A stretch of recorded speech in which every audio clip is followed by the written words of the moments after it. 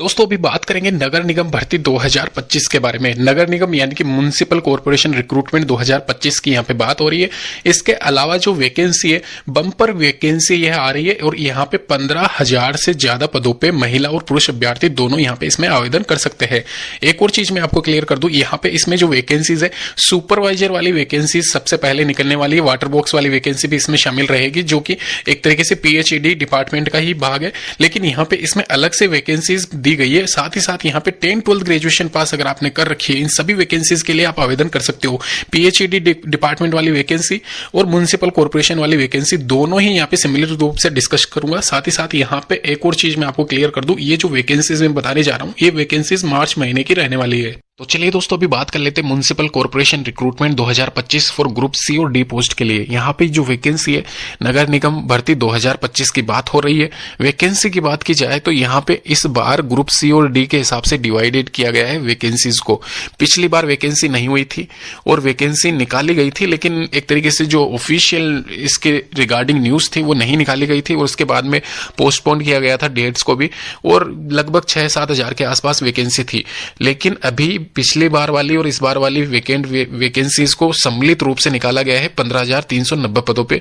तो ये आपके लिए एक तरीके से अच्छी न्यूज है। और क्वालिफिकेशन की बात की जाए तो वो भी मैं आपको मेंशन कर देता हूं, क्या इसमें पोस्ट निकाली गई है वो सबसे पहले देखना जरूरी है। ऑफिस अटेंडेंट, दोस्तों ये अभी फिलहाल यहाँ पे नया वर्ड आपके लिए रहेगा। ऑफिस अटेंडेंट एक तरीके से कार्यालय परिचर होता है, जो कि MTS के सम्मिलित समानांतर आप नहीं कह सकते इसको, इससे बड़ा ही मान के चलना। MTS होता है जो कि ग्रेड 4 से भी नीचे आपको सैलरी मिलती है उसमें। ये ग्रेड 4 की है वैसे तो वैकेंसी, लेकिन ये मान के चलना इसमें आपको फील्ड वर्क भी करना पड़ सकता है। वो डिपेंड करता है आपकी पोस्टिंग कहाँ होती है, कौन से ऑफिस में होती है। तो फिलहाल के लिए यहाँ पे क्वालिफिकेशन इसमें 10वीं पास रखी गई है। और वैकेंसी की बात करें तो सर्वाधिक इसी में ही है, 6,000 के करीब। सुपरवाइजर के पद इसमें शामिल है और कलर ग्रेड 2 के पद भी इसमें शामिल है। ग्रेजुएशन अगर आपने कर रखी है किसी भी स्ट्रीम से तो आप तीनों ही पद के लिए एलिजिबल हो।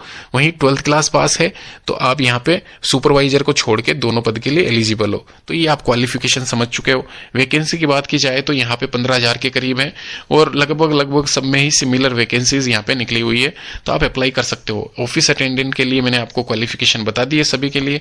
अभी एक चीज और मैं क्लियर कर देता हूं, यहाँ पे कैटेगरी आप ध्यान रखना, उसके अकॉर्डिंग आपको छूट है जो कि हर फॉर्म में रहती है। 1/1/2025 तक आप यहाँ पे 40 साल से ज्यादा नहीं होने चाहिए और 18 साल न्यूनतम इसमें रखी गई है। एक सुपरवाइजर पद के लिए आपकी जो आयु सीमा है वो 21 साल रहनी चाहिए। रिगार्डिंग इसके डॉक्यूमेंट्स की लिस्ट मैंने मेंशन कर रखी है और आप अप्लाई कर सकते हो। डेट्स यहाँ पे मैं बता दूं आपको, 17/4/2025, ध्यान रखना 17/4/2025 इसकी लास्ट डेट है। और एग्जामिनेशन टेंटेटिव है 28/5/2025, यहाँ पे इसकी एग्जाम डेट है। एक चीज यहाँ पे मैं मेंशन करना भूल गया आपको, मैं बताऊं, यहाँ पे आप ऊपर चलो तो यहाँ पे ध्यान रखना दोस्तों, ये जो वैकेंसी है ऑफिस अटेंडेंट वाली, यह वैकेंसी नई है। सुपरवाइजर वाली वैकेंसी 4-5 साल पहले निकली थी, जिसमें पद जो थे 1200 के करीब थे और उसमें जो कट ऑफ थी वो 70 के आसपास थी, 68, 69 जो भी है, 70 के आसपास आप मान के चलना। तो इस वैकेंसी की मैं बात कर रहा हूं, इसमें कट ऑफ बहुत ज्यादा जाने वाली है। तो अगर आप अप्लाई कर रहे हो तो साथ में आप कलर के लिए और ऑफिस अटेंडेंट के लिए भी कर देना। सिंगल पेपर होगा लेकिन तीनों का अलग अलग होगा, ये क्लियर कर दूं मैं आपको पहले ही। सिंगल पेपर रहेगा और उसके आधार पर मेरिट लिस्ट बनेगी और आपका फाइनल सिलेक्शन होगा, लेकिन तीनों ही वैकेंसी के लिए अलग अलग पेपर लिए जाएंगे आपके। तो धन्यवाद दोस्तों, वीडियो अच्छा लगा लाइक शेयर सब्सक्राइब